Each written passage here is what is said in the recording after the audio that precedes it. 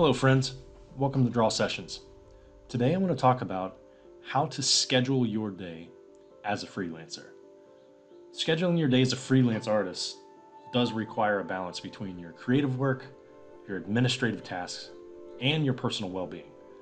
So what I want to do is give you some steps to help you effectively manage your time and stay productive. Before you sketch or draw, paint, you need to set clear goals, and this is something that's good to do the night before. So you're going to outline your objectives. You're going to define what you want to accomplish, whether it's completing a specific artwork, responding to client emails, or marketing your services. And that means cold contacting, or you're going to email certain art outsourcing houses and ask them for if they need any freelance work, etc. And then after you outline, then you need to prioritize your tasks. So you will need to determine the most important and time-sensitive tasks. Focus on high priority items first to ensure you tackle critical responsibilities before moving on to less urgent ones. The next thing is you're going to create a daily routine. Now, this is something that you're going to do after waking up, obviously. There are two major things when it comes to creating a daily routine. The first and foremost, morning routine. Okay, you're going to begin your day with a consistent morning routine that helps you transition into work mode. This could include exercise, meditation, journaling, or a healthy breakfast. Now, personally for me, I love going to the gym early in the morning. Okay, on weeks that I have my children, I still go at the same time after I drop them off at daycare. And the weeks that I don't have them, it's still the same thing.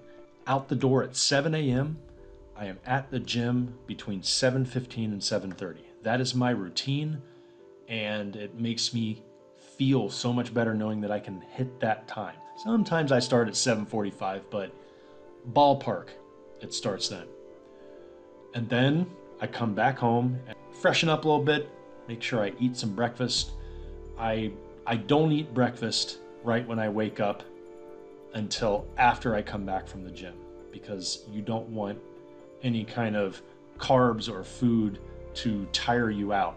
Because if you get tired out, your workout's not going to be as good. If your workout's not going to be as good, it's going to throw off your whole day.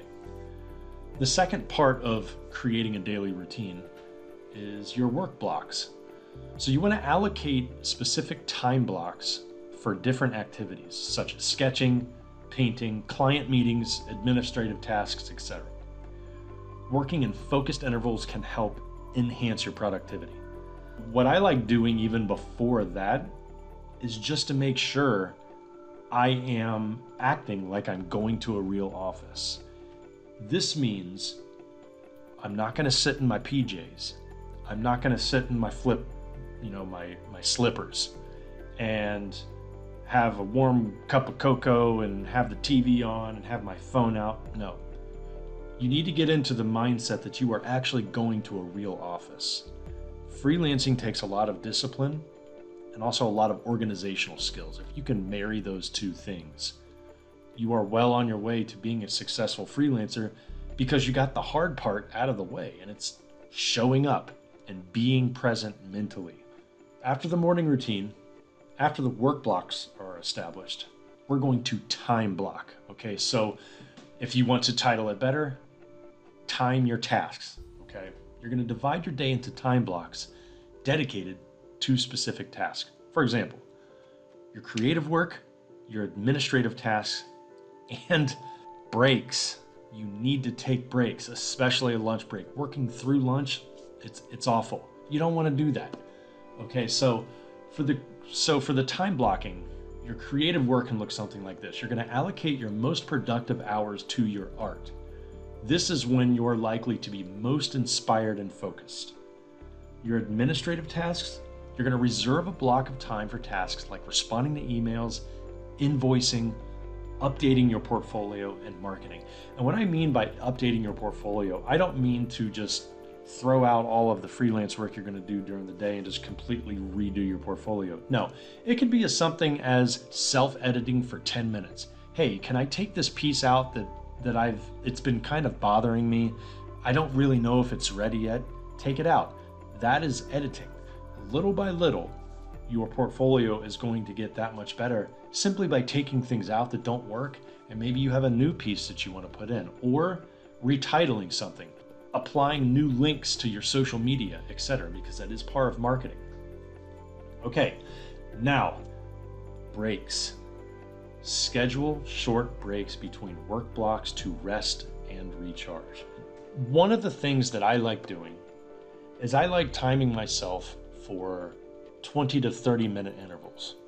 Okay, that's a time that I set the timer on my cell phone, and the timer goes off every 30 minutes or 20, whichever one I choose. For that time, I am working straight through it. I'm not checking my social media. The television is off. I'm not watching anything because it's literally right to the left of me. I can watch Netflix, I can watch whatever. I make sure that the distractions are not there. That helps me so much in getting a lot done in a short period of time, so then I can take a 10-15 minute break. And then you get back to it. So on the 10 and 15 minute breaks, you can check Facebook, you can check Instagram. Social media is part of marketing, but I mean, come on, let's be real. Sometimes we just like binge watching YouTube videos. You stay accountable. Okay, you got to set your alarm for the break also. Don't forget that. Okay, next thing. Using a calendar or planner. I'm totally guilty of this. For years I did not, because I thought that my memory would do me just fine. There are things that you will forget. Zoom meetings you will forget. Phone calls you will forget. Artwork and you forgot the deadline. What do? Well, you use digital tools like Google Calendar, project management apps to schedule your tasks and set reminders. Alternatively, you can use a physical planner to jot down your daily schedule. The next thing that you could do is what's called batching similar tasks. You're going to group similar tasks together to streamline your workflow. For instance, you're going to dedicate a specific time slot for responding to emails, making phone calls, or brainstorming ideas. Those all fall in the ballpark area of not really the same thing, but it's pretty much all administrative work. This next one is going to be controversial. Some of you may agree with me, some of you may disagree. You need to avoid multitasking. Okay, multitasking is nothing to brag about. You don't put that on your resume because nobody likes seeing it. What it does is it tells you that you can't focus. What happens when you freelance is that we lose focus on the task at hand. Focus on one task at a time to improve your efficiency and the quality of your work. Multitasking can lead to distractions and reduce overall productivity. Being able to do multiple things at the same time is not a skill. Being able to accomplish multiple tasks individually is a skill. You're going to have to set boundaries as a freelancer. It's crucial to establish boundaries between work and personal life. Clearly define your work hours to try and stick to them. Avoid overworking, as it can lead to burnout. And look, some of you may have experienced burnout. It happens to everybody. So you're going to need to include breaks, and that's the next thing, okay, to kind of rehash about the whole break thing. Incorporate short breaks into your schedule to prevent mental fatigue. Use these breaks to stretch, take a walk, engage in creative activity that's unrelated to your work. Okay, for me personally, I love taking walks. It's fun. I have a health app on my phone, and I just see if I can get 8,000 to 10,000 steps a day. It's fun. Like most of the walking that you can do probably involves, going grocery shopping sometimes and just walking around the house. But if you set a time up that you can actually walk and go outside, so many artists just don't see the light of day. It's night to night, or I should say dawn to dusk, but the sun is still down. Next, and this is more of not soul searching, but it's personal reflection. Okay, you need to review and reflect. At the end of the day, review what you've accomplished and assess your progress toward your goals. Reflect on what worked well and what you could improve for the next day. So many people don't hold themselves accountable for what they're doing. We all want to feel like accomplished humans. We want to be able to, say by noon, we've already accomplished things. We don't want to wake up at noon, unless you stayed up till 7 a.m. completing a big project, because we don't like to feel inadequate. We need that sense of urgency and completeness. We want to be proud of what we do. Flexibility is the next thing I want to talk about. So while having a structured schedule is important, be open to adjusting it when necessary. So freelancing often comes with unexpected challenges. So be adaptable. Being adaptable is key. To go into that a little deeper, most of your clients will probably not be in the same time zone as you, which means artwork is due at all kinds of hours of the day and night. If you're in America and your client is in China or Australia 12, 13, 14 hours ahead of you, then you need to plan accordingly on when you need to submit work. And that's part of freelancing it takes a lot of discipline. So when you need to prioritize your tasks, as I talked about before. So the next two things I want to talk about, they're crucial, but it has nothing to do with applying art. It's no sketching or painting. The next one is self-care. Remember to take care of yourself physically and mentally. Prioritize activities that promote your well-being, such as exercise, spending time with loved ones, and pursuing hobbies outside of art.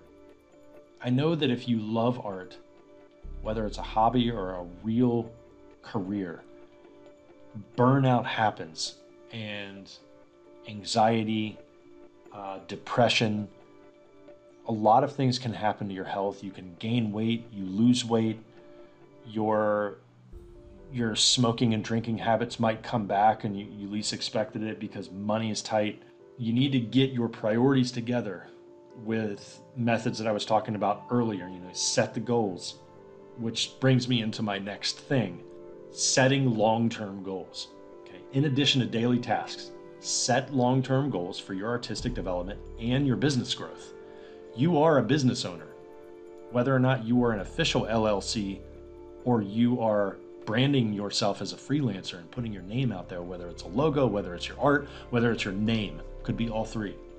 Okay. Regularly assess your progress and make adjustments to your schedule to align with these objectives.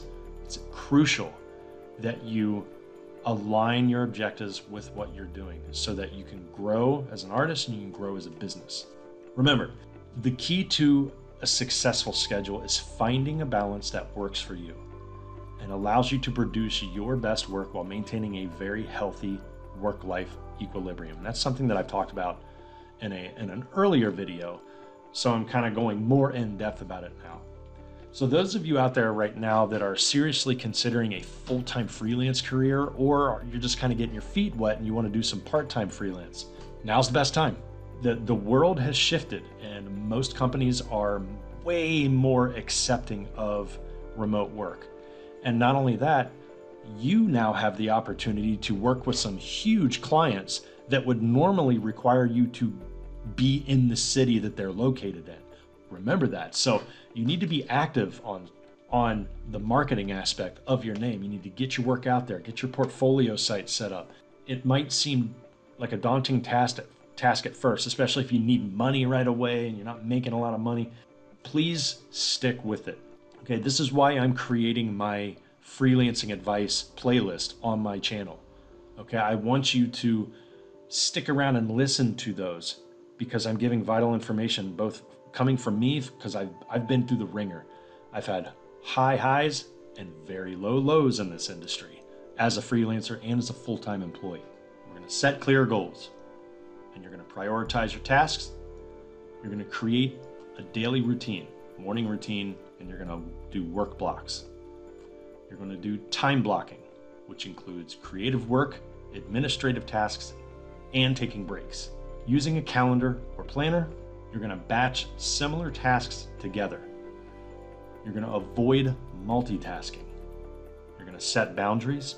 You're going to include breaks for your own sanity. Then, review and reflect. Be flexible with your schedule.